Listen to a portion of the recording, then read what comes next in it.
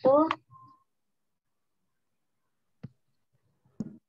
Waalaikumsalam warahmatullahi wabarakatuh.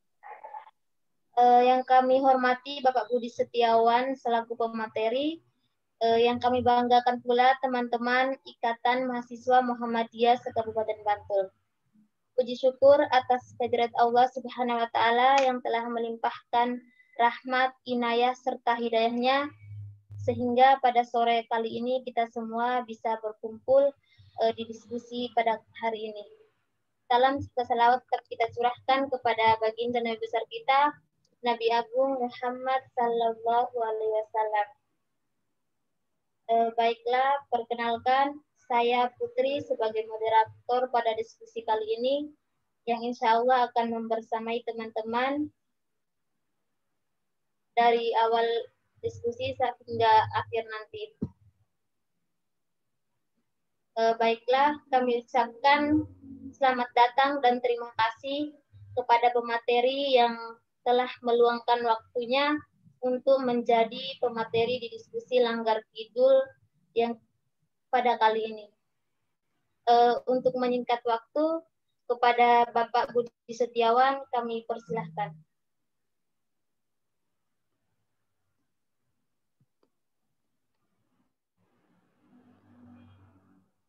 Terima kasih. Assalamualaikum warahmatullahi wabarakatuh.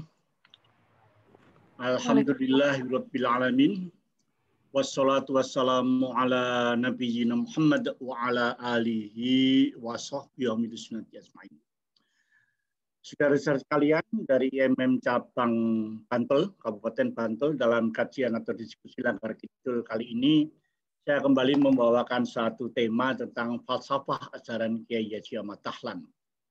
Sebuah ringkasan dari apa yang diajarkan oleh Kiai Haji Ahmad Dahlan kepada salah satu muridnya, Kiai Yazid. Ya. Jadi kalau kita melihat Kiai Dahlan itu sebelum mendirikan Muhammadiyah, dia punya murid seperti Kiai Fahruddin, Kiai Suja, dan sebagainya. Di tengah setelah berdirinya Muhammadiyah, banyak orang kemudian juga belajar pada Kiai Dahlan. Salah satunya Kiai Yazid. Kiai Yazid itu sesungguhnya orang Kauman juga, cuman pada saat Kiai Dahlan mendirikan Muhammadiyah, dia masih nyantri di pondok Tremas atau di pondok yang lain. Sehingga dia tidak ngerti bahwa di Kauman telah berdiri Muhammadiyah. Jangan bayangkan sekarang ya, apa yang terjadi sekarang, kita WA langsung share, semua orang tahu. Tapi jangan dibayangkan, orang yang sedang di pondok belum tentu ngerti apa yang terjadi di Kauman ketika saat itu, dengan komunikasi yang saat itu. Sehingga kemudian Kiai Haji sendiri ketika pulang dari Pondok Tremas tahun 16, dia kaget, loh di Kauman kok ada sesuatu yang baru. Ada Kiai Haji Ahmad Dahlan yang begitu membuat banyak gerakan. Haji seorang usianya sekitar 17-an saat itu, dia langsung, loh siapa ini Kiai Dahlan ini? Orang pulang dari pondok kan rata-rata punya perasaan, wah saya kan sudah belajar banyak di pondok sekian tahun. Ya. Maka kemudian dia ketemu Kiai Dahlan. Anak muda itu kan progresif, berani nantang siapa saja, termasuk nantang Kiai Dahlan. Haji ini nantang Kiai Dahlan, kemudian berdiskusi. Ya. Setelah berdiskusi, ternyata Haji harus mengakui kepiawaian, keulamaan, kealiman Kiai Dahlan. Langsung Haji ini kemudian nyantri pada Kiai Dahlan selama 6 tahun. Nah, ini yang menjadi sangat berbeda. Kalian mungkin pernah mendengar Abu Hurairah. Abu Hurairah itu mengikut Rasulullah cuma sekitar 3 tahun. Tapi begitu dia ikut Rasulullah, nggak pernah lepas dari Rasulullah sampai akhir hayatnya. Sehingga kemudian Rasulullah seakan-akan menghibahkan sajadahnya kepada Abu Bakar, kepada Abu Hurairah, ilmu serahkan. Sehingga kemudian Abu Hurairah menjadi seorang perawi hadis yang sangat lengkap. Gitu ya. Itu juga Kiai Haji ini, 6 tahun mengikuti Kiai Dahlan itu nggak lepas. Sehingga Kiai Haji sempat menulis apa-apa yang didapat dari Kiai Dahlan yang sudah disimpulkan dalam 7 perkara. 7 pelajaran ini menjadi kesimpulan dari apa yang didapat ketika beliau belajar dari Kiai Dahlan. Tentu salah satu hal orang ingin mengenal seseorang itu dari kitab yang dibacanya. Kiai Dahlan sangat sering membaca berbagai kitab. Haji juga coba teliti. Kiai Dahlan ini baca kitabnya apa ya? Ini kan kemudian akan tercermin di dalam apa? Di dalam pola pemikirannya. Itulah yang kemudian dari berbagai kitab dibaca Kiai Dahlan menyimpulkan, oh kalau baca kitab itu maka kemudian akan timbul semangat sehingga menimbulkan gerakan. Itulah kenapa Kiai Dahlan kemudian memberikan Muhammadiyah sebuah Islam yang menggerakkan dari pembahasannya berbagai kitab tadi. Banyak orang punya kitab, membaca kitab, tapi dari itu kemudian tidak timbul Islam yang timbul pikiran menggerakkan. Ini makanya menjadi sangat penting anak-anak muda sekarang, kalian di IMM, kalau mempelajari sesuatu, itu kemudian terekam dalam diri pribadi, tapi kemudian timbul nggak semangat kita untuk berbuat sesuatu. Ini jadi sangat penting ya. Anak-anak muda harus punya semangat menggerakkan, itu jadi sangat penting. Inilah bagi Kiai Hajid 7 kelompok 7 falsafah ini betul-betul menggerakkan Muhammadiyah. Nah, apa kitab yang menjadi rujukan Kiai Dahlan saat itu? Sekarang sih kita browsing langsung mencari kitab yang mudah, jangan bayangkan saat itu. Ilmu Aqaid, kitab yang beraliran Ahlus Sunnah wal Jamaah. Ambilan dari itu, waktu itu aswaja semuanya, dan di Indonesia sangat dominan Imam Syafi'i. Ilmu fikih menggunakan kitab mazhab Syafi'iyah. Ya, jadi wajar karena memang Indonesia waktu itu didominasi oleh pemikiran Syafi'i dan itu nggak salah. Ilmu tasawuf merujuk pada Imam Al-Ghazali. Kaitan juga belajar kitab tasawuf. Tafsir Al-Manar karya Rasid Ridho. Ini yang ada ide pembaharuan. Ya. Majalah Al-Manar, tafsir Juz Amma karya Muhammad Abduh, serta menelaah kitab Al-Urwatul Wuthqa karya Jamaluddin Al-Afghani. 3 orang ini, Rasid Ridho, Abduh, dan Jamaluddin Al-Afghani kan merupakan pemikir-pemikir sekaligus penggerak pemikiran Islam modern. Tapi kemudian juga beliau baca kitab Tauhid yang Muhammad Abduh, tadi tafsir Juz Amma Abduh, kitab Kanjul Ulum, Dairatul Ma'arif karya Walid Wasdi, kitab-kitab Fil Bid'ah karya Ibnu Taimiyah, ya. Atau juga kitab At-Tawassul Al-Wasilah, ya, Ibnu Taimiyah juga, kitab Al-Islam wa Nasraniyah karya Muhammad Abduh, ini perbandingan agama. Kemudian kitab Idarul Haq karya Muhammad Ar-Rahmatul Hindi, dan kitab hadis karya ulama mazhab Hambali. Begitu banyak kitab yang ditelaah oleh Kiai Dahlan, dan beliau meramunya ini yang menjadi tidak mudah. Banyak kitab yang rujukan bisa saja berbeda, tapi Kiai Dahlan mampu meramunya menjadi satu pemikiran tuh Kiai Dahlan. Ini yang nampaknya perlu. Kalian para mahasiswa baca semua kitab, mau kitab yang kiri, yang kanan, dari yang komunis sampai yang liberal, baca semuanya. Tetapi jangan hanya bangga banyak membaca kitab, banyak membaca buku, bagaimana itu meramu, sehingga kita punya satu kesimpulan. Yang itu kemudian kita bisa menulis yang baru, ini yang mungkin tantangan ke depan. Nah, banyak guru-guru besar sekarang itu kan seperti itu ya. Profesor masih muda seperti kemarin Saudara Hilman Latif itu ya, saya kagum betul pada beliau. Meramu banyak hal, masuk dalam otaknya, ditulis lagi. Nah, ini yang menjadi perlu tantangan bagi kita bersama. Inilah yang menjadi kitab rujukan sehingga tercermin dalam perilaku pribadi Kiai Dahlan. Kita masuk pada pelajaran pertama. Kiai Dahlan itu selalu berpikir hidup manusia itu hanya sekali. Itu hidup manusia sekali. Saya ini usianya udah 60 lewat. Ya, daripada kalian anak muda yang masih punya jangka panjang secara umum. Usia saya udah mungkin mendekati usia Rasulullah, bahkan sudah mungkin tuaan saya. Setelah itu bertaruh akan dapat kebahagiaan atau kesengsaraan. Karena yakin kita setelah hidup itu ada hidup. Ya, setelah mati ada hidup, setelah hidup ada hidup. Nah, itu. Yang kedua, manusia itu semuanya mati. Ilal ulama.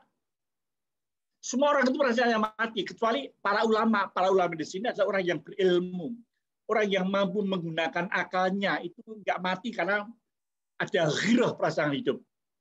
Tetapi para ulama itu kebingungan. Karena apa? Ilmunya baca buku baca sana sini lengkap dibaca, semua bingung yang benar yang mana.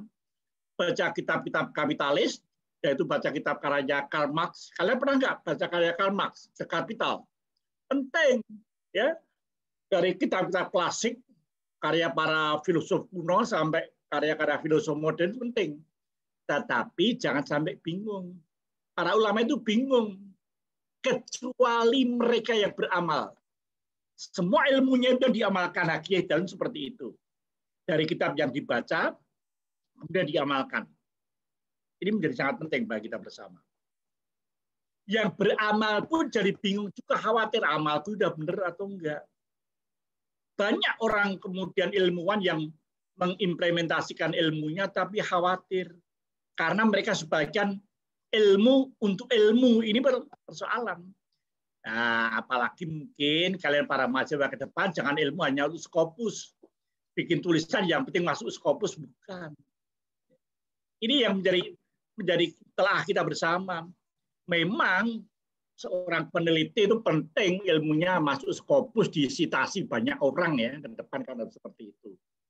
UMJ itu menjadi dalam pedometer nomor 1 karena penelitiannya disitasi banyak orang. Ini jadi penting. Tetapi Kiai Dalan zaman itu bukan ilmunya dibaca banyak orang, tetapi amalnya dilakukan dengan ikhlas. Pun satu tujuan yang bersih, bahwa amal untuk Allah, manfaat untuk semua manusia. Jadi jangan sampai ilmunya hanya berhenti ilmu, yang kemudian berhenti di perpustakaan, jadi jurnal, udah bangga, penting jurnal, sangat penting, karena kemudian akan menjadi rujukan banyak orang, tetapi tidak hanya berhenti di situ. Nah, jadi jangan sampai mati, harus berilmu. Jangan sampai bingung, harus beramal. Jangan sampai khawatir, harus ikhlas. Jadi penting bagi kita. Itu pelajaran pertama Kiai Dahlan. Sekarang bagaimana itu kita translasi di dalam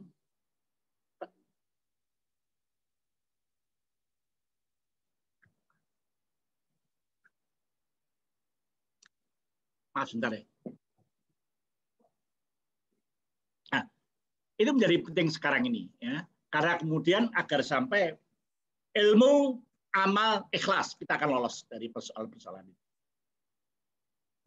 Oleh itu saudara-saudara sekalian, kalian anak muda itu yang pertama. Sekarang implementasinya bagaimana ini? Hidup manusia adalah seperti seorang berdiri atas pagar sumur. Ya, dalam membayangkan seperti itu. Tanah di bawahnya telah rebah. Sumurnya udah hampir ambrol. Dan di dalam sumur ada seekor ular yang sangat besar. Orang yang di bawah sumur tadi atau berdiri pagar sumur tidak tahu bahwa dia dalam keadaan yang demikian itu. Santai duduk di pinggiran sumur, nggak mikir kalau di bawahnya ada ular. Dia berpegang dengan tali timba, merasa adalah kuat pegangannya.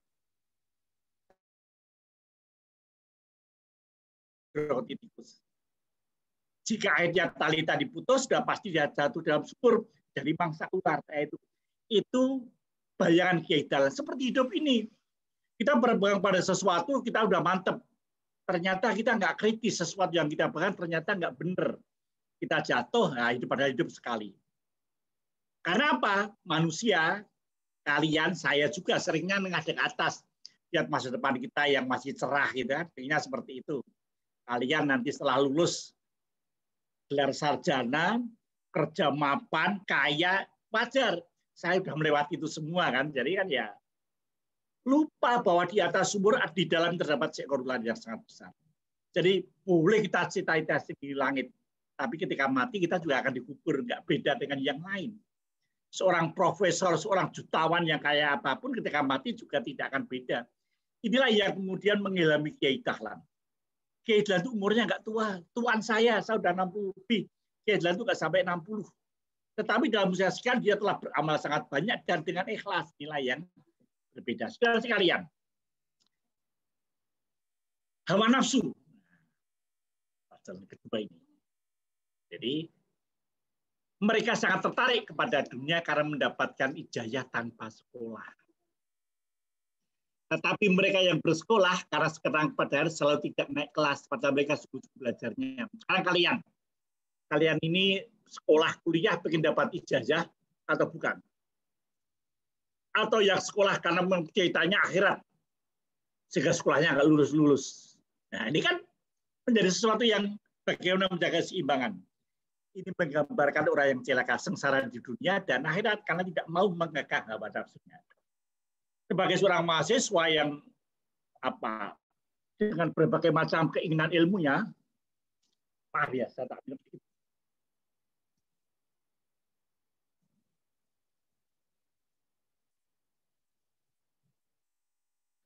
Itu kadang-kadang seperti itu. Dalam dia ada keinginan-keinginan yang kemudian tidak dipandang secara bermuhasabah. Pokoknya seperti ini.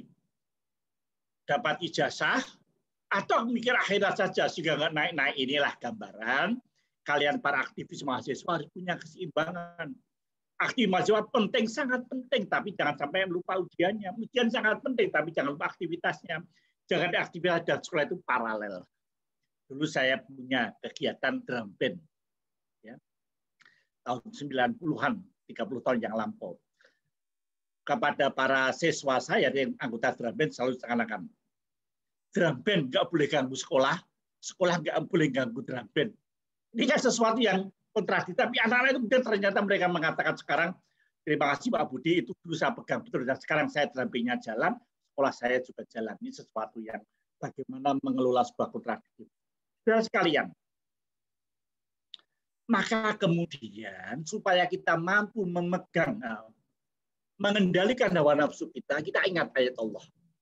Dalam surat Al-Jasiyah ayat 23. Afa ra'aita man ittakhadha ilahahu hawahu. Pada ayat yang lain ada ara'aita, tapi mirip. Apakah engkau melihat orang-orang yang mempertuhankan hawa nafsunya? Orang yang mengambil hawa nafsunya sebagai Tuhannya. Atau orang yang mempertuhankan hawa nafsunya. Ini mudah terpleset. Saya juga bisa. Keinginan saya mengalahkan kepentingan yang lain atau kepentingan agama yang jauh lebih penting. Lengah kata Kiai, jadi kalau sampai terlanjur terus-menerus lengah, tentu akan sengsara. Sengsaranya dunia dan akhirat. Dunia orang keduman, akhiratnya rungkaruan, kata almarhum Pak Jundar sering seperti itu. Maka dari itu jangan sampai lengah. Kita harus hati-hati.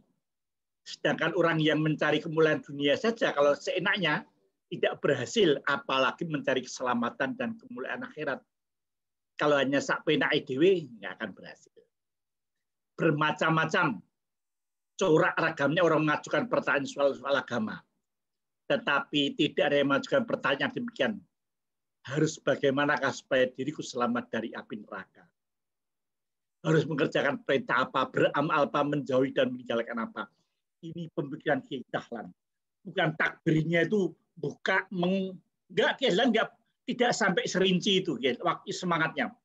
Tetapi bagaimana saya beragama supaya tidak kepleset kepada neraka? Harus seperti apa yang saya lakukan? Harus meninggalkan apa? Karena apa? Hidup just only one time, tidak twice, ya tidak dua kali. Hidup itu hanya sekali. Kalian masih cukup panjang. Saya mungkin tinggal berapa. Ya Allah coba memberikan saya sehat sampai akhir hayat. Kan itu. Sekarang saudara sekalian, itu dari pelajaran pertama, mengendalikan hawa nafsu. Sekarang pelajaran kedua. Kebanyakan manusia termasuk saya itu angkuh. Dan takabur. Mereka mengambil keputusan sendiri-sendiri. Ya, saya udah lewat karier saya. Kalian masih punya idealisme harus. Ya. Saya sudah terbentur-bentur berbagai kenyataan, tapi ya saya jalani dengan sebaik-baiknya. Sekarang di dunia ini ada berapa agama? Mbak Putri, berapa agama di dunia ini? 6, Pak. Hah? 6. Berapa? Ayo sebut, monggo. Agama Islam, agama di dunia? Hindu, Buddha, Katolik Protestan, Katolik Kristen. 5, Pak. Itu kan agama yang diakui di Indonesia, tambah Konghucu. Tapi di dunia jauh lebih banyak lagi. Maksud saya semuanya beragama merasa dirinya paling benar. Ya kan? Kalau kita nggak paling benar, Anda yakin agama Islamnya paling benar? Itu kan juga kita belum pernah menguji. Semua pemeluk agama menganggap agamanya paling benar. Yang tidak beragama pun menganggap kelompoknya paling benar, kelompok agnostik. Kalian pernah dengar tahun 70-an ketika terjadi perang Vietnam. Orang Vietnam itu perang dengan senjata sederhana.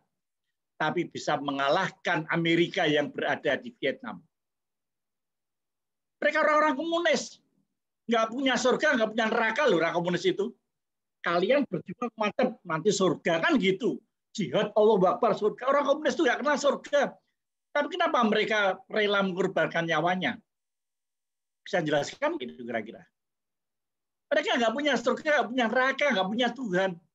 Tapi mereka berjuang rela, mereka mati, nggak takut itu. Nah inilah yang kadang-kadang perlu kita pelajari. Kenapa ya?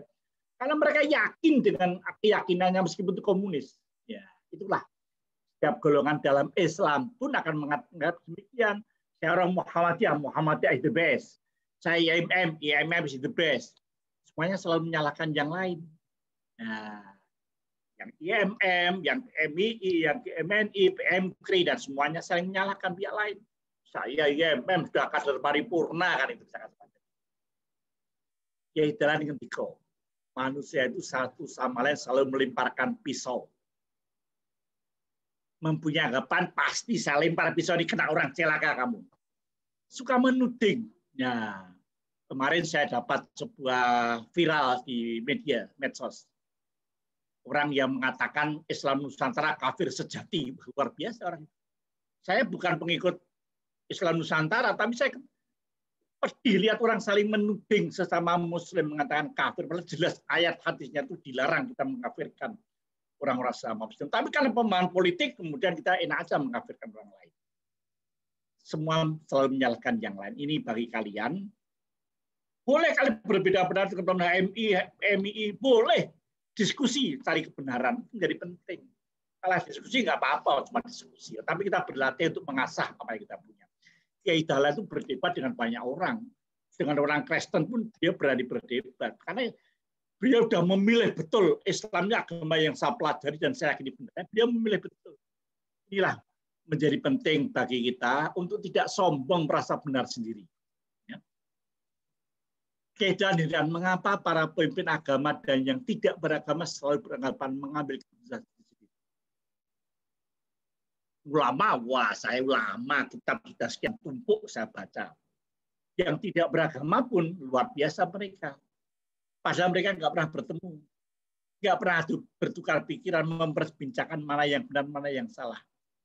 Pernahkah kalian ketemu dengan orang Kristen? Satu diskusi ya. Hanya berdasarkan anggapan agamaku Islam paling benar.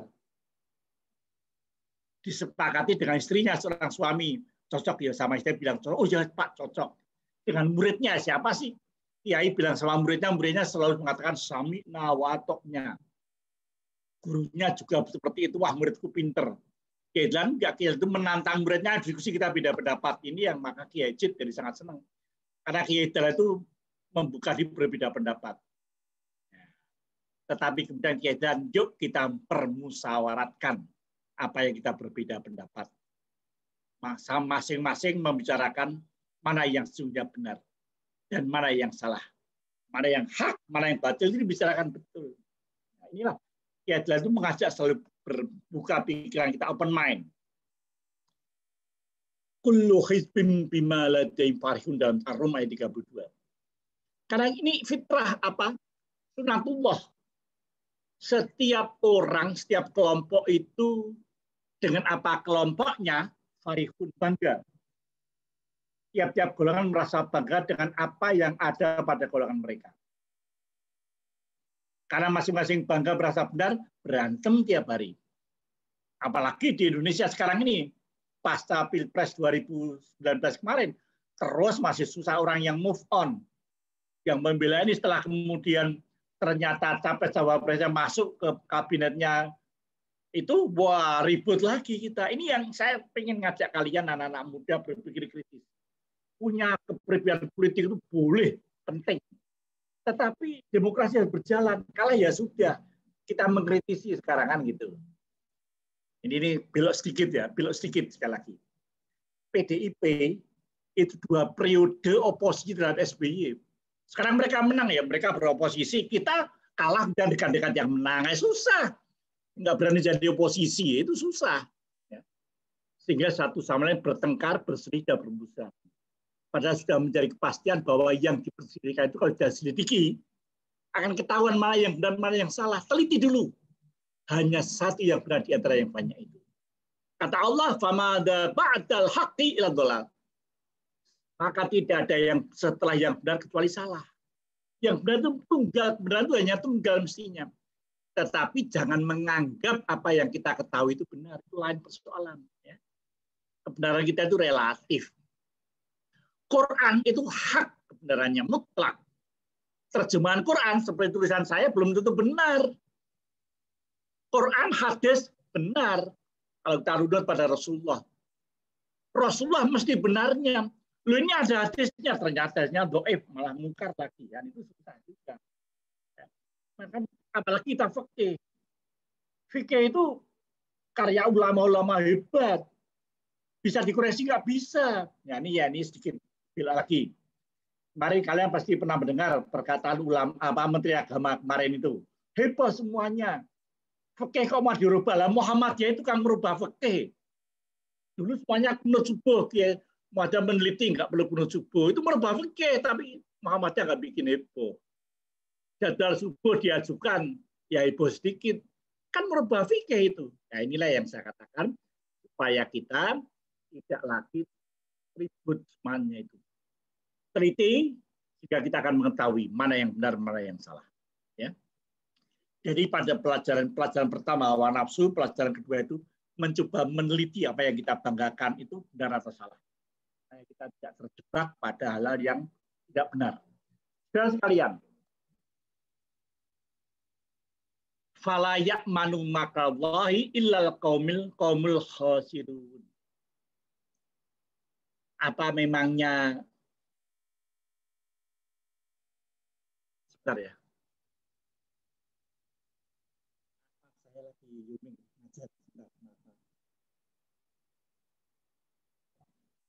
Dalam surat Al-Araf ayat 99, fala ya'manu makrallahi illal qaumul khasirun. Maka tidaklah aman dari siksa Allah kecuali mereka yang rugi. Kita yang sudah yakini benar nggak sih?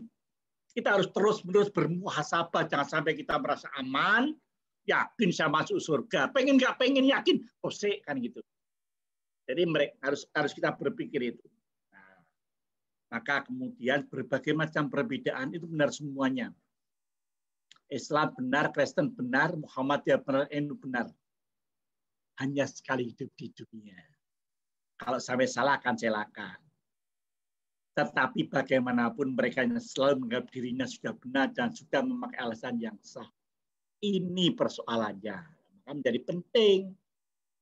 Hanya sekali di bumi untuk bertaruh. Hidup kita cuma sekali. Nggak akan berubah-ubah. Nah, maka cari betul mana yang benar sehingga kita yakin akan kebenaran itu. Ya. Oke, lanjut. Pelajaran ketiga. Kebiasaan. Manusia itu dikatakan selalu mengerjakan pekerjaan apapun sekali dua kali berulang-ulang jadi biasa. Sholat, ya kalian kan udah biasa sholat. Kenapa sholat udah biasa kok? Kan repot sholatnya di kebiasaan. Kalau sudah menjadi kesenangan yang dicintai, maka kebiasaan cinta itu sukar untuk dirubah. Ada sebuah lagu. Kebiasaan sukar dibiasakan, sukar dirubah, sukar diberhentikan. Kebiasaan adalah 4 macam, baik utama, buruk, dan amal haram. Itu kan tadi, kebiasaan itu gitu. Kalau sudah dikerjakan, sukar dirubah, sukar diberhentikan. Karena kita menganggap IMM itu paling baik, sudah kebiasaan, jadi dianggap kebenaran. Nah, memang IMM paling benar ya, teliti dulu. Dan manusia rela berkorban untuk membela kebiasaan itu. Kalau sudah derap ya, Marsnya IMM derap, kibarkan panji-panji itu, wah, merah berkibar di kilometer 0, demo semangat banget gitu ya. Boleh gitu ya. Tetapi kita harus mengoreksi apakah benar. Dalam hal agama tidak sedikit manusia yang tidak bisa membedakan mana agama, mana kebiasaan. Inilah oleh Kiai Dahlan dirunut betul. Mana yang pelajaran agama, mana yang kebiasaan. Jangan sampai agama dari kebiasaan, kebiasaan jadi agama. Karena kebanyakan, kalian Islam karena orang tua Islam, atau ada yang mualaf. Nah, saya juga orang tua saya Islam, saya jangan ikut Islam. Manusia seperti saya mengikuti kebiasaan diajarkan orang tua, gurunya dan lingkungannya. Ya saya bersyukur sih, tetap Islam kan gitu. Tetapi tidak sedikit manusia terjebak asal mengikuti. Wes pokoknya kalau IMM itu is the best. Nah, kemudian asal mengikuti.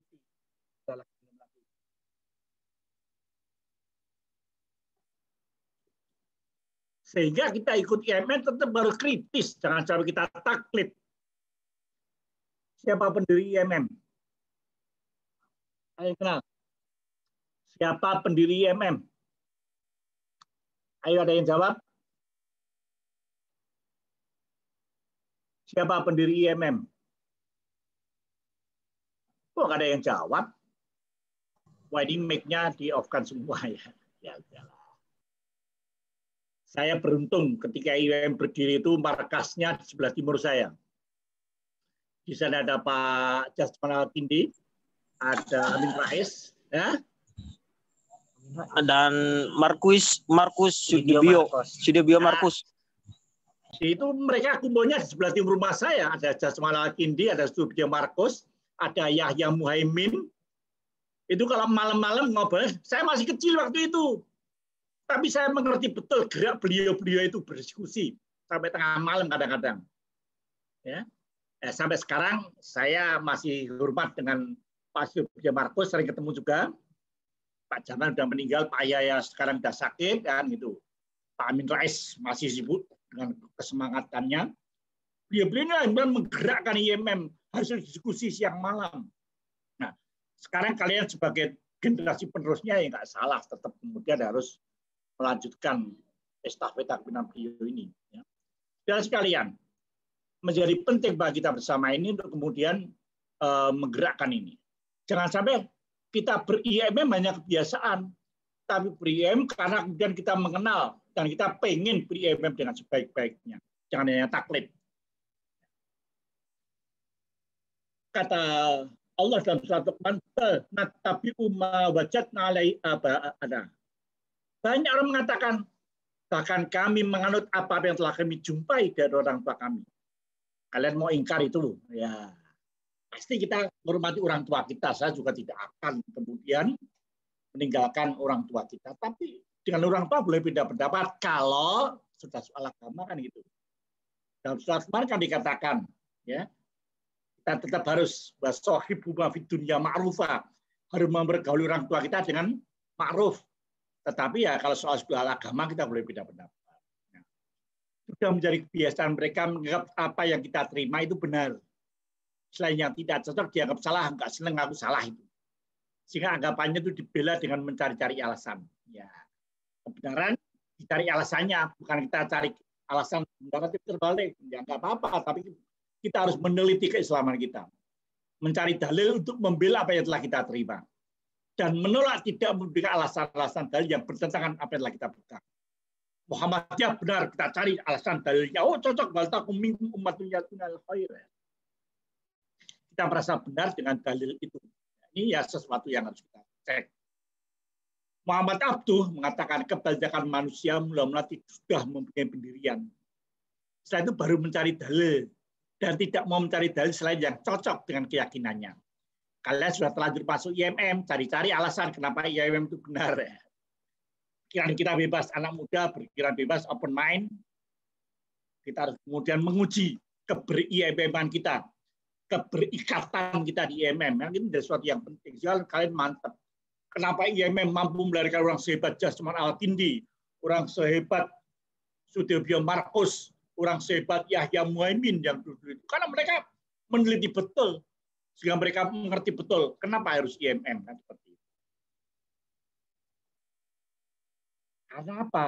Manusia, saya itu benci dengan apa yang tidak kita ketahui. Repotnya seperti itu. Nggak ngerti kita benci. Ya, jadi banyak orang yang seperti itu. Jadi kemudian ayatnya Az-Zumar 17-18 Allah mengingatkan, "Fabasyir ibad." Beri kabar gembira kata Allah. Siapa yang beri kabar gembira? Alladzina yastami'unal qaula fayattabi'un ahsanah. Ulaika alladziina hadamullah wa ulaika hum ulul albab. Maka beri kabar gembira kepada hambaku yang mau yastami'una, kalau mau mendengarkan perkataan orang lain, fayattabi'una salah, kemudian memilih menganut yang lebih baik. Nah, ini penting. Kalau ternyata setelah kalian ber-IMM lihat yang lain lebih baik, ya monggo saja, tapi mantapkan betul, teliti betul. Kalau kalian berislam sudah lihat yang tidak Islam lebih baik, ya. Tapi kita teliti itu apa, memperkuat diri kita. Pilih yang terbaik. Yang demikian itu orang-orang yang mendapatkan petunjuk dari Allah. Wa ulaika hum ulul albab, dan itulah orang-orang yang mempunyai akal yang sempurna. Orang-orang yang ulul albab seperti kalian, mahasiswa-mahasiswa ini kan ulul albab. Maka gunakan akal pikiran kita untuk memilih mana yang terbaik. Jangan ikut-ikutan saja. Diskusi, adu pendapat, adu argumentasi. Ya. Tapi bukan sekedar adu kayak diskusi yang enggak pokoknya, ya, jangan pokoknya. Saya termasuk orang yang tidak pintar berdebat, tapi saya punya pendirian kan gitu. Maka kemudian menjadi penting. Ya Allah, berikanlah kepada kami yang barang hak itu hak, sehingga kami dapat mengetahui kebenarannya. Dan kami mengharap karunia-Mu supaya kami dapat mengikuti kebenaran itu. Ya Allah, berikanlah kepada kami yang salah itu salah, sehingga kami dapat menghindarinya.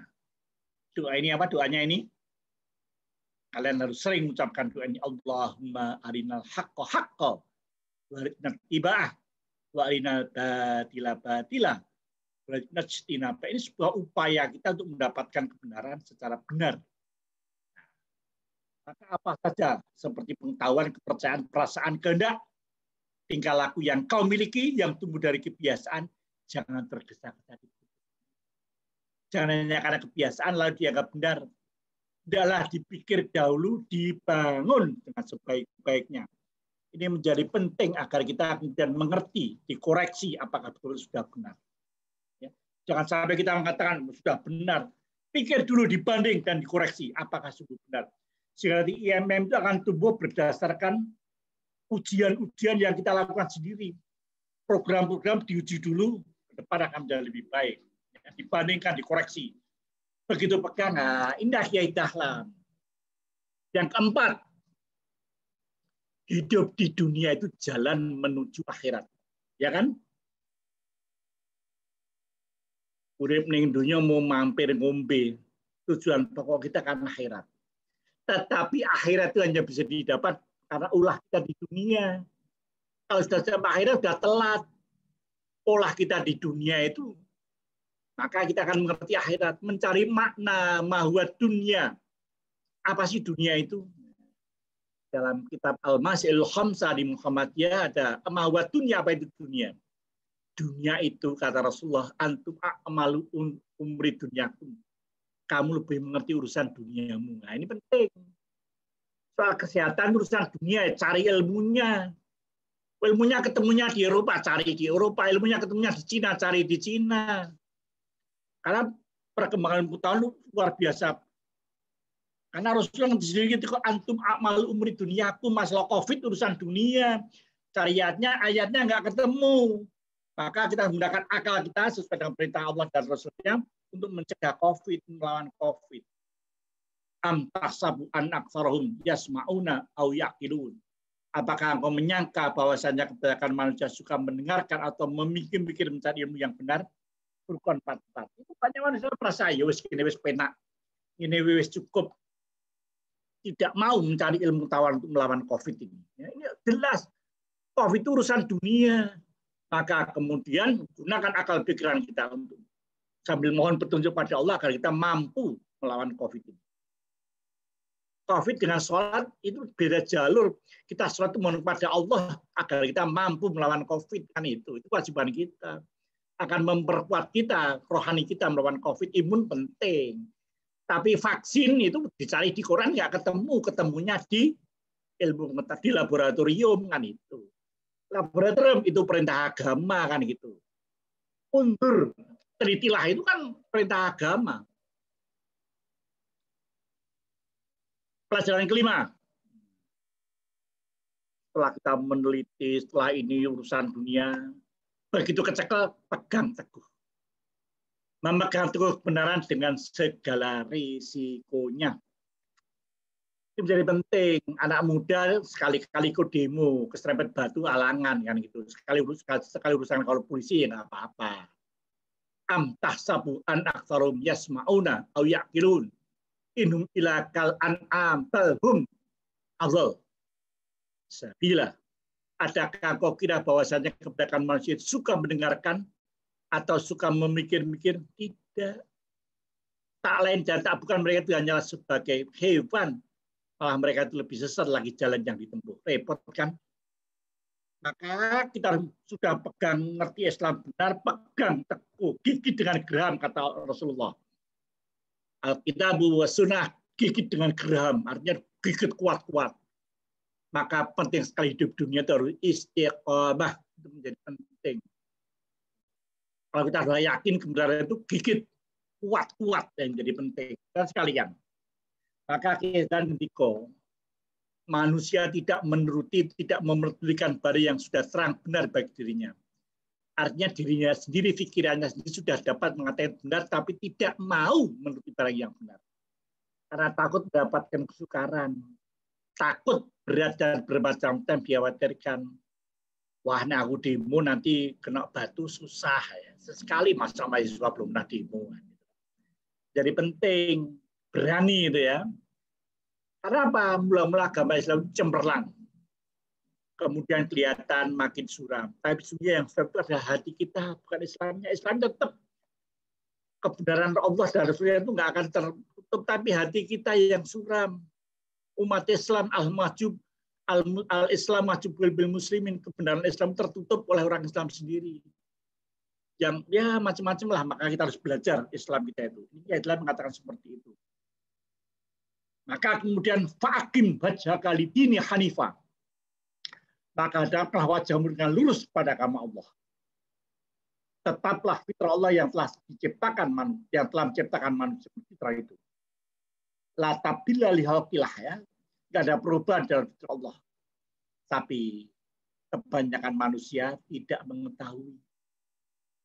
Ya, kalau Pak Jidat ya, salah satu ideolog mau mengatakan ayat ini itu mengatakan begini, fakim baca kali ini khalifah. Agama itu adalah fitrah Allah. Agama itu model ciptaan Allah yang model ciptaan itu disesuaikan oleh Allah atas penciptaannya kepada manusia. Jadi kan ada manusia dulu dan Allah menciptakan agama yang cocok atas manusia. Itu jadi penting.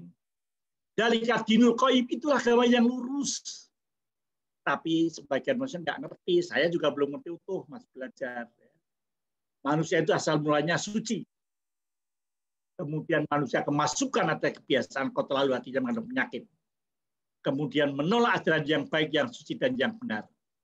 Manusia harus mengadakan kebersihan dari kotoran-kotoran dalam hati. Setelah jernih, baru dapat menerima ajaran dan Rasul. Kemudian baru dapat meningkat, naik ke alam kesucian. Nah, tahap-tahapan itu. Tahap pertama itu sucikan diri kita dulu, agar kita mampu menerima kebenaran dari Allah. Tapi kalau sudah ada prasangka, sudah kebiasaan susah. Bahkan dalam pernah bercerita seorang kiai ngomong sama muridnya, ketika kiai mengatakan bersihkan hatimu, muridnya bertanya apakah saya juga harus membersihkan agama dalam hati saya? Kiai tanya apakah itu agama, bukan kebiasaanmu saja. Makanya kita harus yakin agama kita itu bukan kebiasaan, tetapi keyakinan yang sangat utuh. Yang keenam, tentang kepemimpinan. Pasti kalian anak IMM belajar leadership menjadi penting. Apa pemimpin itu? Tanggung jawab. Pemimpin itu tidak lain kata tanggung jawab. Kebanyakan pemimpin rakyat belum berani mengorbankan harta benda dan jiwanya. Kampanye jadi wali kota, pengen hitung-hitungannya, nanti dapat duit banyak. Kampanye jadi presiden, hitung-hitungannya dapat duit. Kampanye jadi ketua IMM, nanti hitung-hitungannya dapat jatah jadi komisaris, gitu ya. Nggak usah tahu, apalagi kalau sama DPP. Sekarang vokal IMM, nanti kalau sudah lulus dari IMM, kalian masuk vokal. Ada vokal IMM, muncul lagi vokal IMM muda, katanya biar kalau di KNP jatahnya banyak. Asli IMM itu ada vokal IMM muda. Nanti ada vokal IMM belia. Kan susah. Jadi jangan sampai jadi pemimpin yang mempermainkan anak buahnya. Kita lihat sejarah di Indonesia sejak Bung Karno. Bung Karno sudah mengatakan revolusi belum berakhir. Supaya apa? Jadi tetaplah saya pemimpin. Pak Harto membangun harus jalan terus. Jadi saya tetap jadi presiden. Sekarang juga seperti selalu ada kecenderungan orang yang sudah jadi pemimpin itu tidak takut tanggung jawab. Padahal nanti di akhirat luar biasa tanggung jawabnya pemimpin itu. Maka untuk jadi pemimpin syaratnya lihat ART pasal 15 ayat 1 Anggaran Dasar Muhammadiyah. Taat beribadah dan mengamalkan ajaran Islam itu ciri pemimpin. Setia pada prinsip dasar perjuangan Muhammadiyah apa? Muqaddimah Anggaran Dasar Muhammadiyah, Al-Masailul Khamsah, kepribadian Muhammadiyah, MKCH, itu harus mengerti semuanya. Dapat menjadi teladan dalam Muhammadiyah. Muhammadiyah itu pimpin Muhammadiyah itu pokoknya jadi teladan. Kalau dia lepas susah.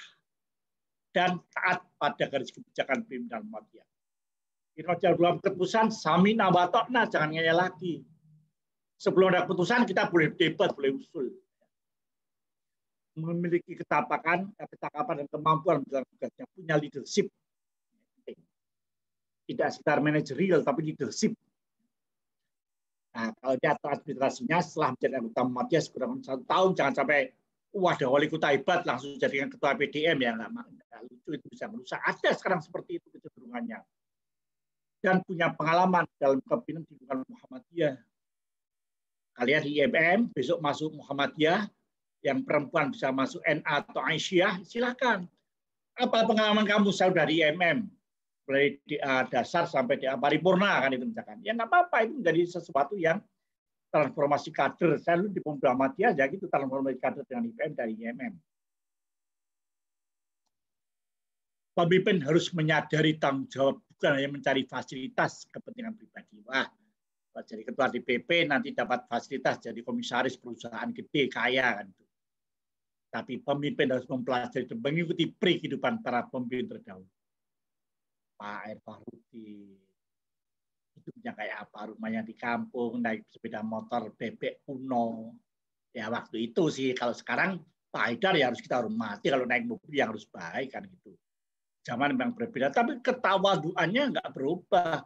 Seorang Pak Haidar Nasir tawadunya luar biasa. Ya. Jadi ini contoh itu ketawaduannya. Boleh naik mobil bagus tapi tetap tawadu, nggak sombong. Boleh rumahnya bagus tapi tetap tawadu, jadi penting. Ya. Jadi bukannya pemimpin kemudian rumahnya harus paling jelek, enggak. Harus dapat fasilitas. Iya, penting. Kata Allah, wa qalu rabbana inna ata'na. Ya Tuhan kami, sesungguhnya kami telah mentaati pemimpin kami dan pembesar-besar kami. Lalu mereka menyesatkan kami. Maka katanya apa? Ya Tuhan, timkalah kepada azab 2 kali lipat kepada para pemimpin tadi. Jangan sampai kita menjadi pemimpin yang terkena kutukan semacam ini karena kita salah menyesatkan anak buah kita.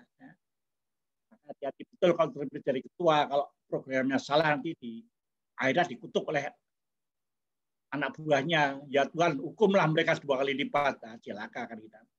Maka Kiai Ghazali Kusuma mengatakan memimpin itu menderita karena punya tanggung jawab sampai akhirat nanti. Abu Bakar Siddiq ketika terpilih mengatakan innalillahi wa inna ilaihi raji'un, kan sudah ingat tanggung jawab di akhirat nanti. Ya. Itu resiko pemimpin. Yang ketujuh, terakhir dari 7 permasalahan. Tadi kan bicara tentang ilmu. Ilmu difahami, diamalkan. Agar apa? Tadi katakan semua ilmu itu ilmu. Semua orang itu matinya mati kecuali para ulama. Ulama pun bingung nggak diamalkan. Nggak diamalkan khawatir karena nggak ikhlas. Maka kita ilmu, faham, amal. Sekian buku kita baca, kita pahami betul. Nggak usah tergesa, belajar secara bertahap, difahami dengan sesungguhnya. Tidak tergesa untuk belajar banyak ilmu. Wah, alhamdulillah saya sudah sekian buku saya baca, boleh. Tetapi harus difahami. Belajar, difahami dengan sungguhnya, dan diamalkan. Jadi jangan sampai seperti orang-orang yang dikatakan seperti keledai yang kemana-mana manggul buku. Ya, kan gitu. Wah, perpustakaannya pribadinya banyak banget, bukunya nggak pernah dibaca. Maka kata Allah lihat dalam As-Saff, ya ayyuhalladzina amanu lima taquluna ma la taf'alun. Kabura maqtan indallahi an taqulu ma la ta'lamun. Orang-orang beriman, mengapa kamu mengatakan apa yang tidak kamu perbuat? Kabura maqtan, amat besar kebencian Allah. Kamu mengatakan apa-apa yang tidak kamu kerjakan. Ya, maka jadi terakhirnya ini ilmu seperti kita biasa sebagai bagian ilmu difahami dan bisa diamalkan sehingga kita akan klop sebagai seorang IMM, kader Persyarikatan Muhammadiyah dalam jalur intelektual IMM, kalian berpendidikan tinggi, mampu beradu argumentasi, mampu mengeluarkan ide-idenya menjadi sangat penting. Apa? Berlatih. Ya, jangan sampai berhenti berlatih untuk kita bisa mengikuti banyak hal. Penutup, kata kita, adakah kita menyangka bahwa hidup manusia itu dibiarkan begitu saja? Ketika berkesenangannya sendiri, semau-maunya, merasa tidak akan bertanggung jawab dan tidak akan ada pertanyaan dan tuntutan? Adakah manusia dijadikan Allah hanya untuk bermain-main? Adakah kita memisahkan bahwa selama-lamanya akan tetap hidup, tidak akan mati? Tak akan kembali ke hadirat ilahi? Tidak akan dihadiri? Jawab. Nah, adakah kita belum mendengar bahwa Rasulullah SAW, seorang pemimpin yang telah datang membawa agama yang benar? Nanti ditanya di akhirat, kenal nggak sama Rasulullah? Belum pernah ketemu, saya iman. Itu luar biasa. Kalau sudah mendengar apa, sudah kita laksanakan dengan serius. Itu yang menjadi sangat penting. Jadi, maka kita, apa yang sudah kita yakini, kita minta petunjuk pada Allah.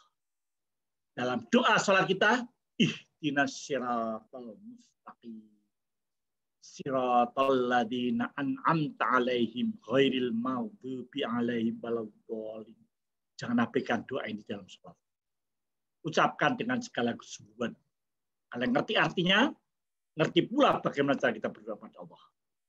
Jadi yang pertama membersihkan hawa nafsu, yang kedua jangan merasa benar sendiri, yang ketiga jangan anggap kebiasaan itu kebenaran, yang keempat hidup dunia jalan akhirat harus kita persiapkan, yang kelima istiqamah terhadap apa kita, yang keenam kalian menjadi pemimpin adalah tanggung jawab, dan yang ketujuh ilmu yang kita cari harus kita pahami untuk kemudian diamalkan. Itu yang saya sampaikan kurang lebih 1 jam, bermanfaat. Terima kasih. Sementara assalamualaikum warahmatullahi wabarakatuh. Waalaikumsalam. Baiklah, sekian itulah pemaparan materi yang telah disampaikan oleh Bapak Budi Setiawan. Kepada teman-teman sekalian yang ingin bertanya, dipersilahkan ya, dibuka untuk 2 orang terlebih dahulu.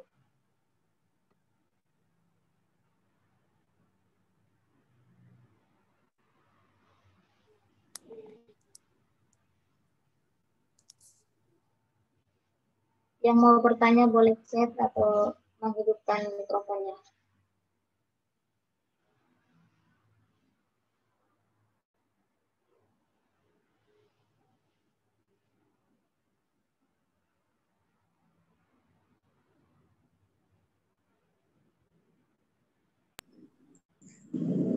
Izin bertanya boleh? Ya, dipersilahkan, Mbak. Jadi di poin ketiga itu kan ada kebiasaan, sesuatu yang dikerjakan terus-menerus akan dianggap sebuah kebenaran. Nah, yang ingin saya tanyakan adalah bagaimana ketika seorang manusia membuat inovasi baru yang itu bukan menjadi sebuah kebiasaan, yang bahkan itu biasanya bertentangan dengan orang lain, apakah itu masih bisa disebutkan bisa disebutkan sebagai kebenaran? Karena kalau dilihat di atasnya semua anggapan itu adalah kebenaran. Begitu, Pak. Manusia hidup pada zamannya, ya. Manusia hidup pada zamannya. Kebenaran sering diakui pada zamannya. Maka kemudian yang selalu benar itu kan Al-Quran dan As-Sunnah. Kalau sudah terjemah, kalau sudah menjadi ideologi, itu bisa jadi harus kita koreksi, harus kita teliti. Jadi kemudian dari waktu ke waktu itu bisa berubah. Apa yang menjadi keputusan IMM bisa berubah. Bahkan ADRT aja bisa berubah. Muhammadiyah punya mukadimah yang sudah diuji, tapi bisa berubah.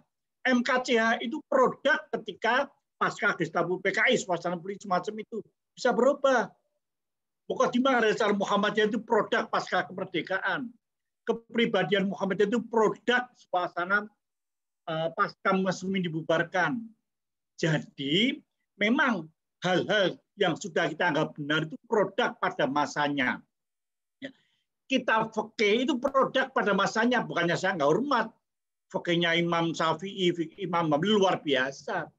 Sebagaimana saya kalau baca Das Kapitalnya Karl Marx itu luar biasa pemikirannya. Tapi itu pemikiran Karl Marx yang karena dia benci pada para penghisap, para penghisap ekonomi rakyat. Maka kalau kalian melakukan inovasi, boleh berubah dari kebenaran itu dikungkung oleh waktu. Ya. Manusia itu dikungkung oleh waktu. Yang kemarin kita tersium, sekarang coba lihat. Yang kemarin ketika kalian masih remaja SMA atau SMP, iya dulu saya kok seperti itu, kok lucu ya. Setelah kalian lebih dewasa, lebih ngerti, iya. Nah, sekarang kalian di sini program ini, setelah kalian uji, wah ternyata ini ada yang salah nih, harus dirubah. Nggak apa-apa, meskipun dulu yang dianggap kebenaran berlaku saat itu, bukan kebenaran yang hakiki, ini menjadi penting. Gitu ya, Mbak ya. Untuk yang lain. Untuk teman-teman yang lain mungkin ada keganjalan atau apa-apa, silakan. Izin bertanya, Kak. Ya. Monggo. Sebelumnya, Assalamualaikum warahmatullahi wabarakatuh. Waalaikumsalam. Nah, izin bertanya tentang poin kedua yang merasa benar sendiri dan menyalahkan orang lain. Nah, itu bagaimana ketika kita, mungkin sekarang saya beberapa merasa menemui orang yang dia merasa benar sendiri dan seringkali menyalahkan orang lain. Mungkin itu dari... Terima kasih, Mas Jawa. Jadi manusia, kalian juga tidak setuju dengan pendapat saya, kan, Dian? Kan pendapat saya juga tentu benar. Itu jadi kita gini, berlatih melihat segala sesuatu dengan koreksi. Sehingga dengan demikian kita akan mengerti betul apa yang bisa kita lakukan. Ya. Sehingga kemudian kalau kita berbeda pendapat, ya nggak apa-apa. Dengan cara itu kita menjadi makin mengerti, oh ternyata saya beda pendapat, kebenaran dia, maka kebenaran kita juga harus rela diuji. Kebenaran orang lain harus kita uji juga. Gitu. Jadi kan kemudian akan terbuka kita untuk berdialog. Kalau nanti kalian jadi pemimpin, buka dialog dengan para anak buah, teman-temannya. Jadi kebenaran seperti itu, kebenaran itu harus diuji. Segala sesuatunya. Sebelum ada teori Kopernikus, orang semuanya mengatakan bumi itu sentral perputaran. Kopernikus kemudian meskipun dia harus mati, tapi dia mengungkap satu teori baru.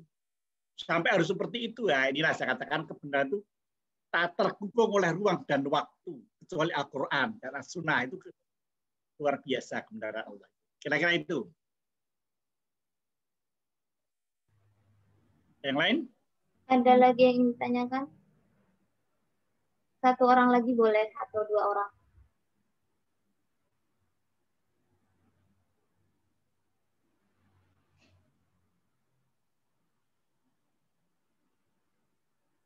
Gimana, masih ada yang ingin dipertanyakan nggak, teman-teman?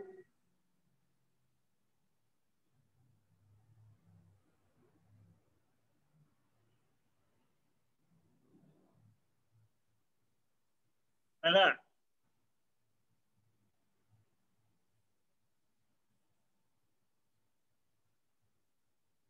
Ayo bertanya kawan-kawan.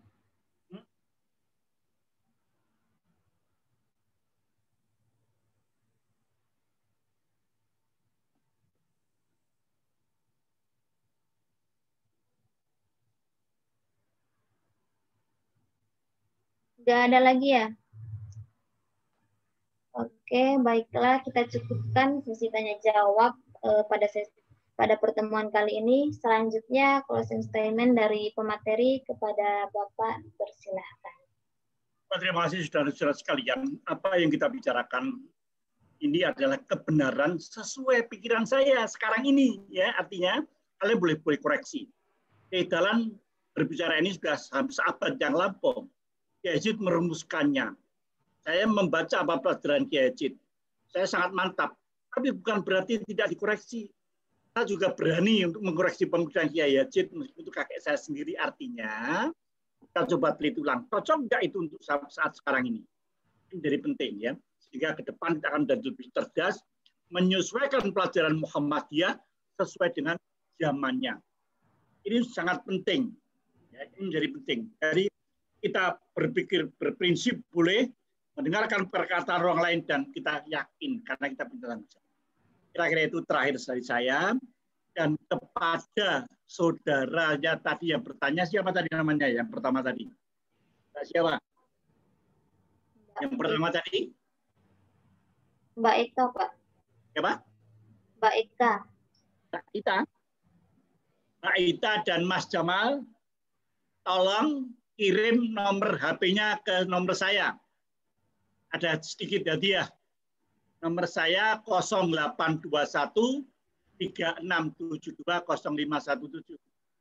Tolong Mbak Ita dan Mas Jamal kirim nomor HP-nya ke nomor saya 0821 3672 0517. Itu nggih. Terima kasih sekali lagi atas kesempatan ini kita berdialog selama 1 jam kurang lebih. Semoga bermanfaat. Saya IMM. Assalamualaikum warahmatullahi wabarakatuh. Waalaikumsalam warahmatullahi wabarakatuh. Selanjutnya kita memasuki sesi acara yang terakhir, yaitu penutup. Terima kasih kepada Bapak Budi Setiawan yang telah menyampaikan materi yang sangat luar biasa, dan terima kasih juga kepada teman-teman semua yang sempat dan berkesempatan untuk bergabung di diskusi Langgar Kidul kali ini.